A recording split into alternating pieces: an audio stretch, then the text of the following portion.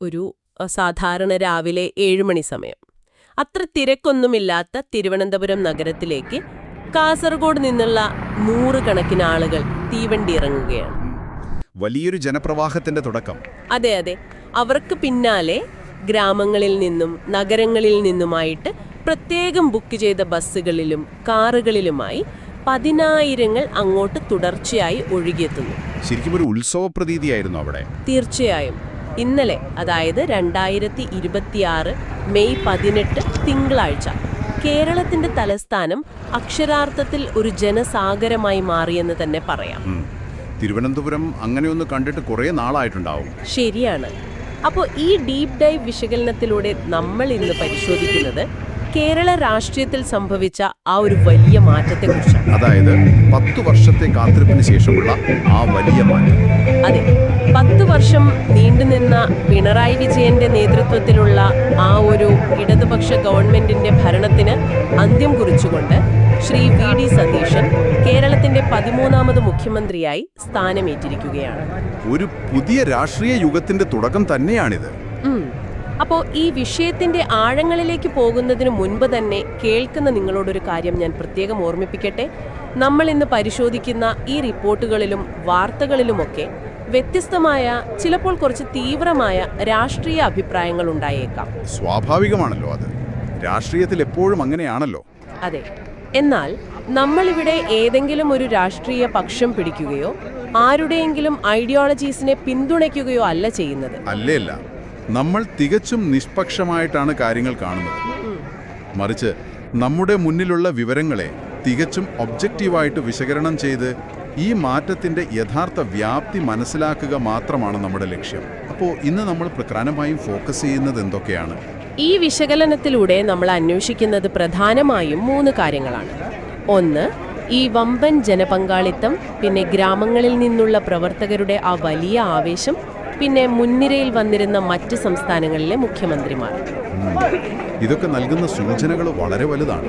അതെ, ഇവരെല്ലാം നൽകുന്ന സൂചനകൾ എന്തെല്ലാമാണെന്നാണ് നമ്മൾ നോക്കുന്നത്. അപ്പൊ നമുക്ക് ആദ്യം ആ ജനക്കൂട്ടത്തിൽ നിന്ന് തന്നെ തുടങ്ങാം, അല്ലേ? തീർച്ചയായും. ഈ 1 ലക്ഷത്തോളം വരുന്ന ജനക്കൂട്ടത്തെ നമ്മൾ കേവലം ഒരു ഔദ്യോഗിക ചടങ്ങിന് വന്ന ഒരാൾക്കൂട്ടമായി മാത്രം കണ്ടാൽ പോരാ.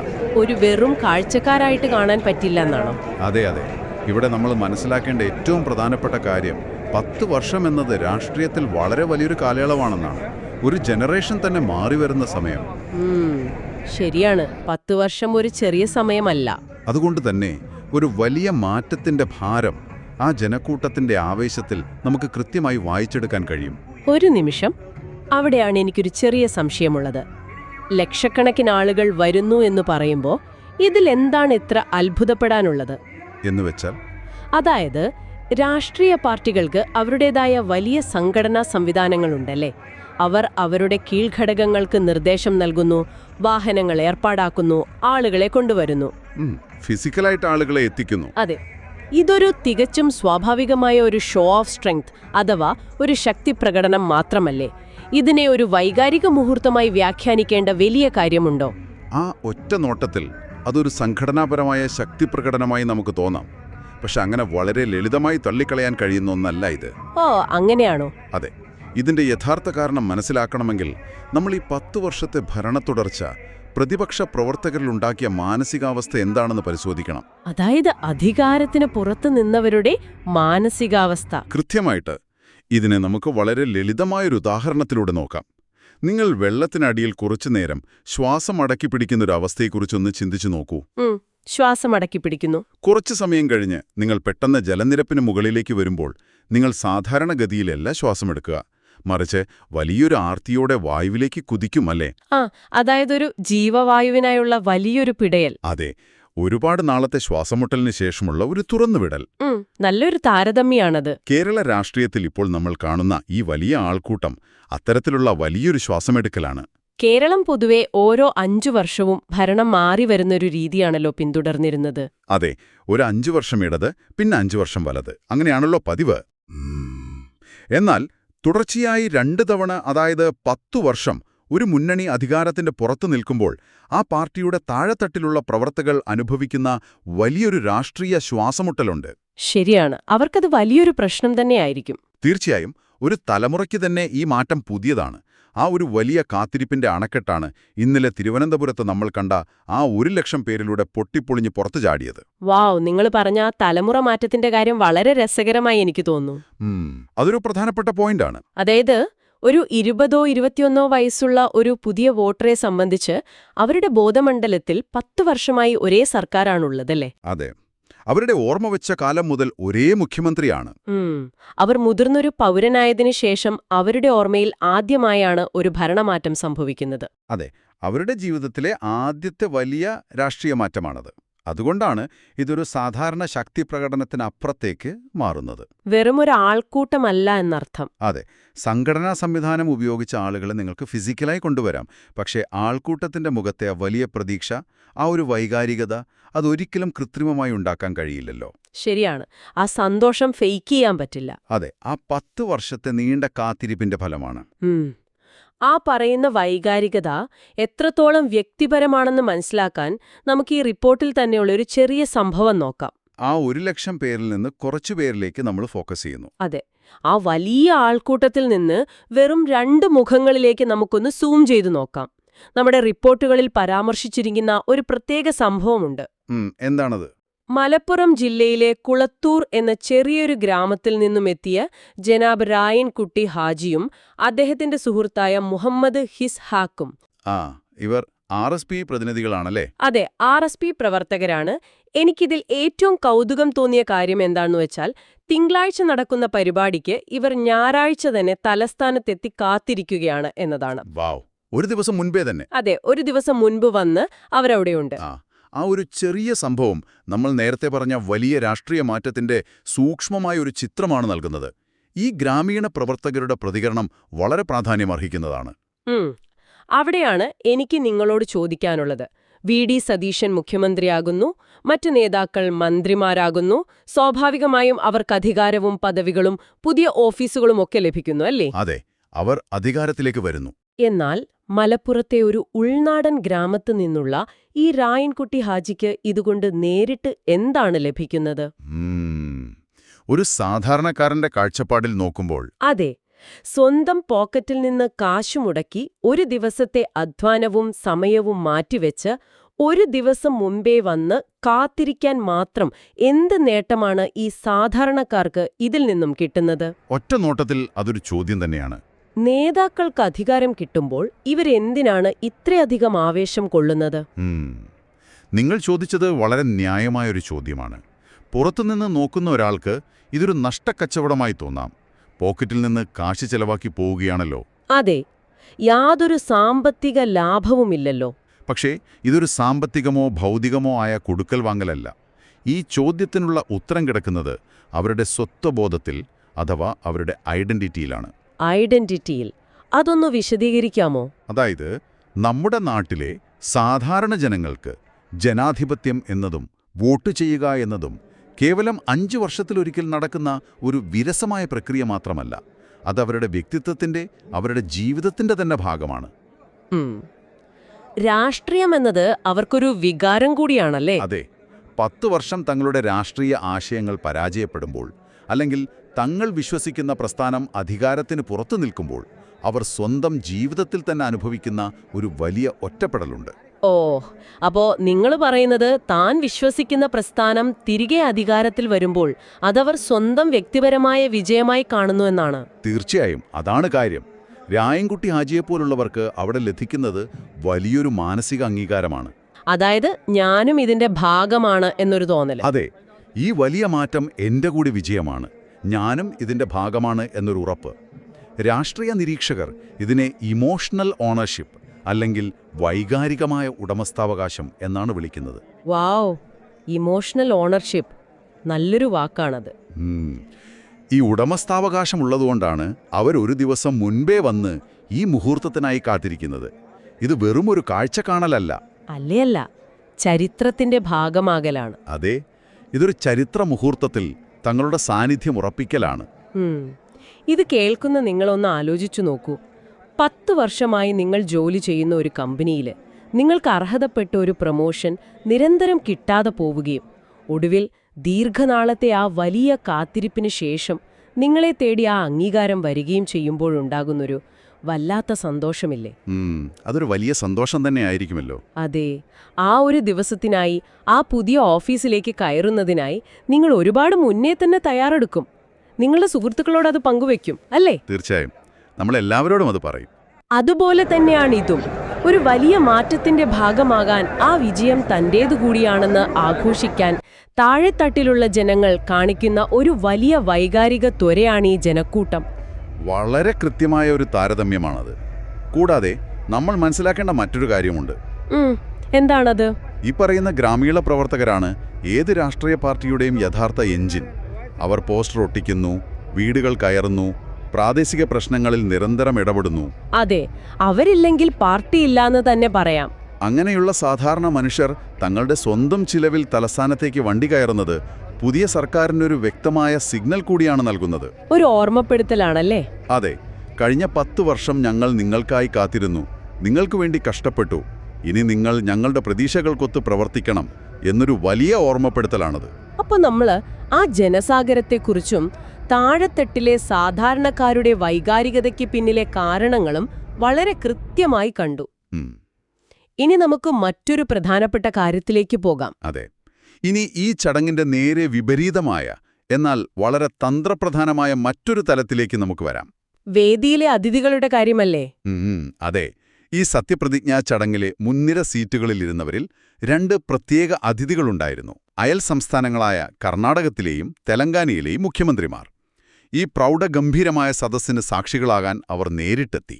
അതെ, ആ 2 മുഖ്യമന്ത്രിമാരുടെ സാന്നിധ്യം ഈ വേദിയിലെ വെറുമൊരു അലങ്കാരമായിരുന്നില്ല, അതൊരു വലിയ രാഷ്ട്രീയ പ്രസ്താവനയായിരുന്നു.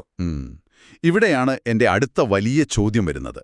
അയൽക്കാർ തമ്മിലുള്ള സ്നേഹം, സൗഹൃദം എന്നൊക്കെ നമുക്ക് പുറമേ പറയാമെങ്കിലും യാഥാർത്ഥ്യത്തിൽ കേരളവും കർണാടകവും തമ്മിൽ വലിയ മത്സരങ്ങളില്ലേ? തീർച്ചയായുമുണ്ട്. ഒരുപാട് മേഖലകളിൽ മത്സരമുണ്ട്. അതെ, IT മേഖലയിലെ നിക്ഷേപങ്ങൾ കൊണ്ടുവരാനും ഇൻഫ്രാസ്ട്രക്ചർ വികസിപ്പിക്കാനും, എന്തിന് ടൂറിസം മേഖലയിൽ വരെ ഈ സംസ്ഥാനങ്ങൾ തമ്മിൽ വലിയ പോരാട്ടമാണ് എപ്പോഴും നടക്കുന്നത്. ശരിയാണ്, ബംഗളൂരുവും കൊച്ചിയും തമ്മിലൊക്കെ വലിയ മത്സരമാണ്. പിന്നെ എന്തിനാണ് കർണാടക മുഖ്യമന്ത്രി സ്വന്തം സംസ്ഥാനത്തിന്റെ ഒരു എതിരാളിയാകാൻ സാധ്യതയുള്ള ഒരു പുതിയ സർക്കാരിന്റെ ആഘോഷത്തിൽ വന്ന് പങ്കെടുക്കുന്നത്? അതൊരു വളരെ റെലവന്റായ ചോദ്യമാണ്. ഇതൊരു വെറും ഫോട്ടോ ഓപ്പർച്യൂണിറ്റി മാത്രമാണോ? പത്രങ്ങളിൽ ഒരു നല്ല ചിത്രം വരാൻ വേണ്ടിയുള്ളൊരു നാടകം? അതോ ഇതിന് പിന്നിൽ നമ്മൾ കാണാത്ത മറ്റ് തന്ത്രപരമായ നീക്കങ്ങളുണ്ടോ? നല്ല ചോദ്യമാണ്. രാഷ്ട്രീയത്തിൽ വെറുമൊരു ഫോട്ടോയ്ക്ക് വേണ്ടി മാത്രം ആരും സ്വന്തം സംസ്ഥാനത്തെ തിരക്കുകൾ മാറ്റിവെച്ച് മറ്റൊരു സംസ്ഥാനത്തേക്ക് വരില്ല. അതിന് പിന്നിൽ വ്യക്തമായ കാരണങ്ങൾ കാണും, അല്ലേ? അതെ, ഇതിൽ വളരെ കൃത്യമായ ദക്ഷിണേന്ത്യൻ ജിയോപൊളിറ്റിക്സ് അല്ലെങ്കിൽ പ്രാദേശിക ഭൂരാഷ്ട്രതന്ത്രം പ്രവർത്തിക്കുന്നുണ്ട്. South Indian geopolitics. അതെ, നിങ്ങൾ പറഞ്ഞതുപോലെ നിക്ഷേപങ്ങളുടെ കാര്യത്തിൽ അവർ മത്സരത്തിലായിരിക്കാം. പക്ഷേ ദേശീയ തലത്തിൽ, അതായത് ഡൽഹിയിൽ തങ്ങളുടെ അവകാശങ്ങൾ നേടിയെടുക്കാൻ ഈ സംസ്ഥാനങ്ങൾക്ക് ഒരുമിച്ച് നിന്നേ മതിയാകൂ. ഡൽഹിയിലെ അവകാശങ്ങൾ എന്ന് പറയുമ്പോൾ കൃത്യമായി എന്തൊക്കെയാണ് ഉദ്ദേശിക്കുന്നത്? അവർ എങ്ങനെയാണ് ഒരുമിച്ച് നിൽക്കുന്നത്? ഉദാഹരണത്തിന്, നമ്മുടെ രാജ്യത്തെ GST വിഹിതം സംസ്ഥാനങ്ങൾക്ക് വിതരണം ചെയ്യുന്ന കാര്യം തന്നെ എടുക്കുക. അതെപ്പോഴും വലിയൊരു തർക്കവിഷയമാണല്ലോ. അതെ, അതുപോലെ വലിയ ഇൻഫ്രാസ്ട്രക്ചർ പ്രോജക്റ്റുകൾ, റെയിൽവേ വികസനം തുടങ്ങിയവ അനുവദിക്കുന്നതിലൊക്കെ കേന്ദ്ര സർക്കാരിനുമേൽ സമ്മർദ്ദം ചെലുത്തണമെങ്കിൽ ദക്ഷിണേന്ത്യൻ സംസ്ഥാനങ്ങൾ ഒരേ സ്വരത്തിൽ സംസാരിക്കേണ്ടത് അവരുടെ നിലനിൽപ്പിന്റെ ആവശ്യമാണ്. അതായത് ഒറ്റക്കെട്ടായി നിന്നില്ലെങ്കിൽ കാര്യങ്ങൾ നടക്കില്ല. കൃത്യമായിട്ട്. ഒറ്റയ്ക്ക് നിന്നാൽ അവർ ദുർബലരായിരിക്കും. ഒരു പുതിയ മുഖ്യമന്ത്രി അധികാരമേൽക്കുമ്പോൾ, പ്രത്യേകിച്ച് 10 വർഷത്തെ ഭരണത്തിന് ശേഷം ഒരു വലിയ മാറ്റം വരുമ്പോൾ, അയൽ സംസ്ഥാനങ്ങൾ തങ്ങളുടെ പിന്തുണ നേരിട്ട് അറിയിക്കുന്നത് ഭാവിയിലെ അവരുടെ വിലപേശൽ ശേഷി വർദ്ധിപ്പിക്കാനാണ്. അതായത് ഭാവിയിലുണ്ടാകാൻ സാധ്യതയുള്ള പ്രശ്നങ്ങൾ മുൻകൂട്ടി കണ്ട് ഇപ്പോഴേ ഒരു സൗഹൃദത്തിന്റെ പാലം പണിയുകയാണല്ലേ? കൃത്യമായി പറഞ്ഞാൽ അതെ. നാളെ ഒരു നദീജല തർക്കം വന്നാൽ, അല്ലെങ്കിൽ സംസ്ഥാനങ്ങളെ ബന്ധിപ്പിക്കുന്ന ഒരു പുതിയ എക്കണോമിക് കോറിഡോർ അഥവാ സാമ്പത്തിക ഇടനാഴി കൊണ്ടുവരണമെങ്കിൽ ഈ മുഖ്യമന്ത്രിമാർക്ക് കേവലം ഉദ്യോഗസ്ഥർ വഴി സംസാരിച്ചാൽ പോരാ. അതെ, ഫോർമലായിട്ട് പോയാൽ ചിലപ്പോൾ കാര്യങ്ങൾ എളുപ്പം നടക്കില്ല. അവർക്ക് പരസ്പരം നേരിട്ട് ഫോൺ വിളിച്ച് സംസാരിക്കാവുന്ന ഒരു വ്യക്തിബന്ധം ആവശ്യമാണ്. ആ വ്യക്തിബന്ധത്തിന്റെ അല്ലെങ്കിൽ ഒരു നയതന്ത്ര നിക്ഷേപത്തിന്റെ തുടക്കമാണ് ഈ വേദിയിൽ നമ്മൾ കണ്ടത്. വാവ്, ഒരു ഡിപ്ലോമാറ്റിക് ഇൻവെസ്റ്റ്മെന്റ്. അതെ, ഇത് കേരളത്തിന്റെ മാത്രം കാര്യമല്ല, ദക്ഷിണേന്ത്യ മൊത്തത്തിൽ ഒരു രാഷ്ട്രീയ ബ്ലോക്കായി മാറുന്നതിന്റെ സൂചനയാണിത്.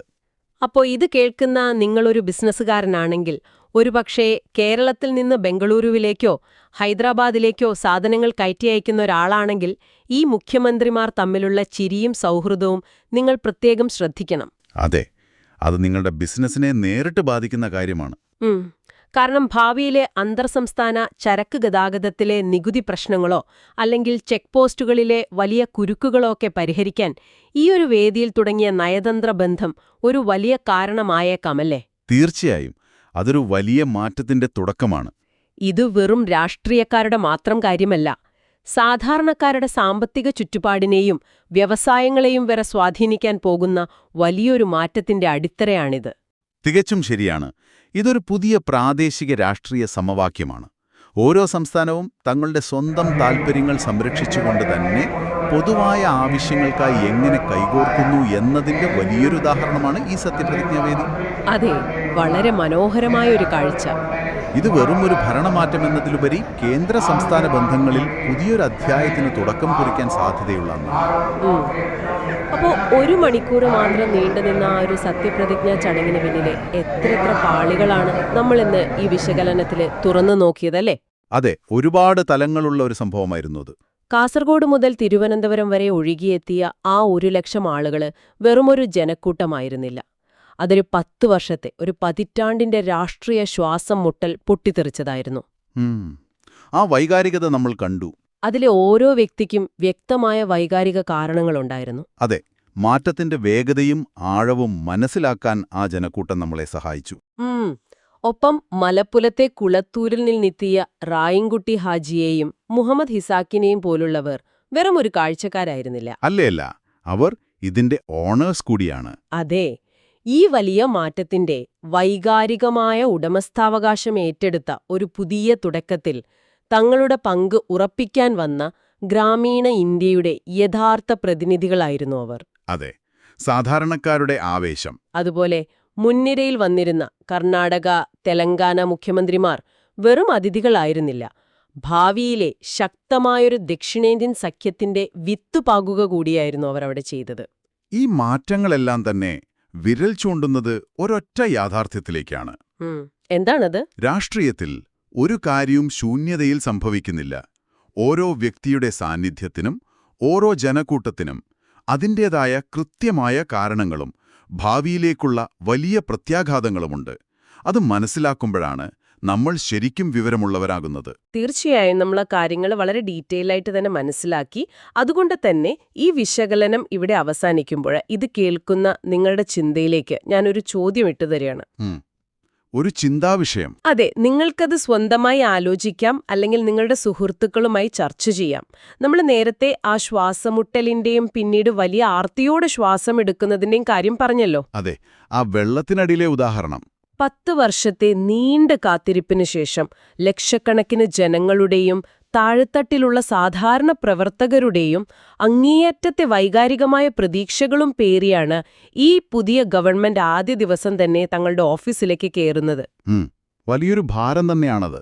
അതെ, ഈ വലിയ പ്രതീക്ഷകൾ നൽകുന്ന ആത്മവിശ്വാസത്തേക്കാൾ ഒരുപക്ഷേ വലുതായിരിക്കും ആ പ്രതീക്ഷകളുടെ ഭാരം. അങ്ങനെയെങ്കിൽ അധികാരത്തിലേറിയ ആദ്യത്തെ 100 ദിവസങ്ങളിൽ ഈ വലിയ ജനസാഗരത്തിന്റെ പ്രതീക്ഷകൾക്കുമേൽ ഒരു ചെറിയ കോട്ടമെങ്കിലും സംഭവിച്ചാൽ അത് ഈ പുതിയ ഭരണകൂടത്തിന് വലിയൊരു ബാധ്യതയായി മാറില്ലേ? തീർച്ചയായും, അതൊരു വലിയ റിസ്ക്കാണ്. ശ്വാസമെടുക്കാൻ ശ്രമിക്കുമ്പോൾ അവിടെ ആവശ്യത്തിനു വായുവില്ലെങ്കിൽ എന്താകും അവസ്ഥ? ഇത്രയും വലിയ പ്രതീക്ഷകളുടെ ഭാരം ചുമക്കാൻ ഈ പുതിയ സർക്കാരിന് കഴിയുമോ? അത് കാലം തെളിയിക്കേണ്ട കാര്യമാണ്. അതെ, വരും ദിവസങ്ങളിൽ നമുക്കത് കണ്ടറിയാം. അതുവരെ ഈ പുതിയ വിവരങ്ങളും ചിന്തകളും നിങ്ങൾക്ക് സഹായകമാകുമെന്ന് വിശ്വസിക്കുന്നു. വീണ്ടും കാണാം.